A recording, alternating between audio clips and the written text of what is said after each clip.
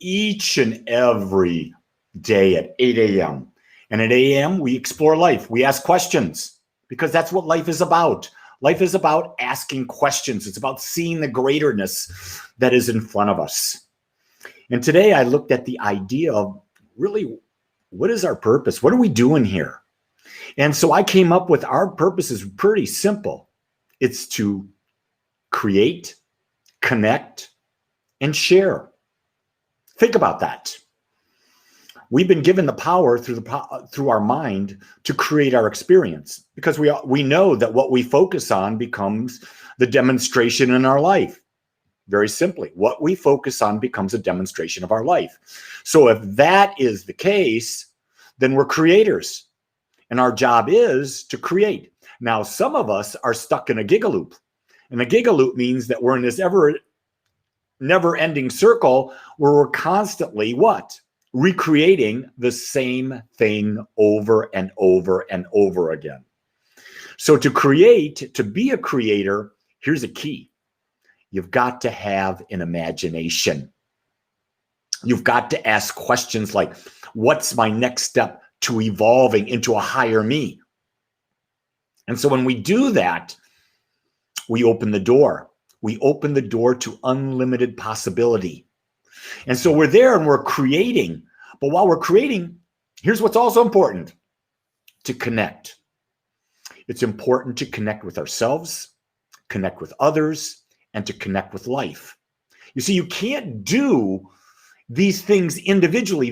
They're brought together. They're a package deal. So we're here and we do this creating. We do it through connecting. And then what do? We're here to experience it. We're here to really experience it, to fully experience everything. And we forget that. We forget, I only want a one-sided experience. No, you can't have a one-sided experience. You've got to have a two-sided experience. So I look at life as an adventure. I look at life that at the end of the day, it's not that I got the day done. It's, did I fully experience the creation that I chose? Or did I not choose to create? Did I fall into unconsciousness and allow my old habits to dictate my life? Let me tell you about this. Our old habits are controlling us. If you start to really question, if you start to really look at your life, you'll realize you've got some old habits, and those habits don't want to die. They don't want to change. And so if they don't want to change and you're not changing those old habits, they're just going to run in that gigaloop again. And what's going to happen? You're going to have the same experience. So if you're in a relationship and it's not working out, got to ask, what are my habits in that relationship? Because the relationship you're having is a direct response to the energy that you radiate. And you see, this is what people forget. We forget that all we are is energy. That's all we are is energy. And what is energy? Energy demonstrates based on the frequency which it's tuned into, just like a radio. You can't listen to 95.2 FM if you're tuned in to 78 AM. Can't happen. Same thing with the frequency that you are, the energetic that you are. The energy that you're tuned into will determine your experience, whether it's with your health, with your wealth, with your relationships, with your connection, with the love of yourself. Most people don't realize that we have a lot of unhealthy habits, about what we think about ourselves. And there's no more important person in the world than us when we're thinking. And if we're thinking about putting ourselves down, about belittling ourselves, about not being enough, here's a key thing. Humble. What does it mean to be humble? Humble doesn't mean denying where you're really good. It has nothing to do with that. Humble just means you may be really good at something, and you also know there's so much more to be good at. So you're not the cat's meow. That's what I like to do. You're not the cat's meow. But there's things I'm very good at. And those things that I'm very good at, guess what? I'm striving to be better at those things. Why would I strive to be better at things that I'm really good at, because chances are the things that I'm really good at are what I love the most. Isn't that where we put our time? Don't you put your time in on things that you love, things that you're good at? And you only get good at things that you love, I would hope. I've not seen it in my life. It's really a lot of work to get good at something you don't love. Because it's a fight. It's a battle. Every day you're fighting and you're battling to do something. Because I promise you, if it's not a high value, if it's not one of your top values, you are going to procrastinate. Think about that. What are you procrastinating about today? I'll tell you right now, if you are procrastinating, it's not a high value for you. Because if it was, you would do it. Absolutely do it. So today already, what have I done? God, I meditated. I've done deep breathing. I've led a meditation group this morning. I'm talking to you. I've made a great breakfast. I spent some time with my wife. I played with my dog. That's all just today. And it's just morning. It's just beginning. After I'm done with you, man, I'm off to the gym. Got to pump these muscles. Got to make this body strong. Why?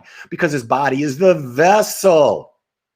It's the car that you drive through life with. So would you want to drive through life with a rusted out 1961 Ford Falcon? Why did I pick a 1961 rusted out Ford Falcon? Because I had one. When I first got married, we had no money. We were still in school. We had no jobs, no nothing, but we needed a second car. And we found this Ford Falcon for $100. I mean, it had a pull choke. Most of you may not even know what a pull choke is in it. I can't even believe that we did that. But you know what? That car got us where we had to go for what? 2 years. Then I sold it for $150. I made $50 profit. And what did I do? I got a better car. Isn't that what life is about? You get what you can in the moment, what you can believe, and then you move up in your belief and you get something different. So the whole idea of life, about creating in life, it's about connecting to allness, sharing it with everyone. And when you're creating, know that the creation evolves upward. And I say upward because I'm talking about a greater expression, a greater experience. Because there's no juice if it's not getting bigger. Can you feel that? If you're not expanding, aren't you bored? Isn't it becoming monotonous for you? And Deborah just writes, I have to up my energy. No, you don't, honey.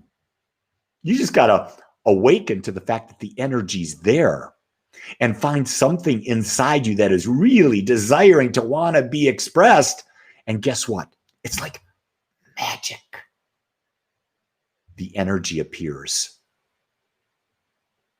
It's always the case for me. Anytime I get low on energy, I say, okay, what do I really love? Let me do that. Energy appears. You may not know this about me. I love to cook. I love to cook. And yesterday I was working. I had a long day of work yesterday. I worked all day.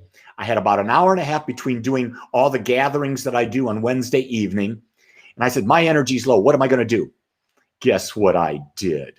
I pulled out my Instapot and I made some red lentil spicy curry with rice.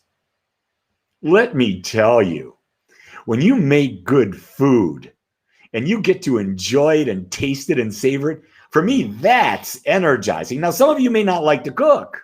I do. Because when I cook, I put a lot of love into what I cook. I also know what I'm getting in my body, and I put in organic stuff. I put in stuff, and my body just said, yeah, that's so good. Now, I was willing to share it with my wife and my son. Guess what? They didn't want any. I said, hey, No problem. More for me later. See, you can't get offended. You see, when you create and you're trying to connect with them and you share and they don't want it, guess what? It's okay. Your intention was pure. Deborah wants to dance. She loves to dance. Okay, start dancing. Give us put up dance video on Facebook. The other day, my granddaughter was on the FaceTime with me. She's not even 3 yet, Claire, but she's a hoot. And she calls me Baba. For whatever reason, that's the name that she calls me. And she was there and she was really scattered. And I said, Claire, do you want to talk to the Grinch? And she goes, oh, Baba, yes, I want to talk to the Grinch.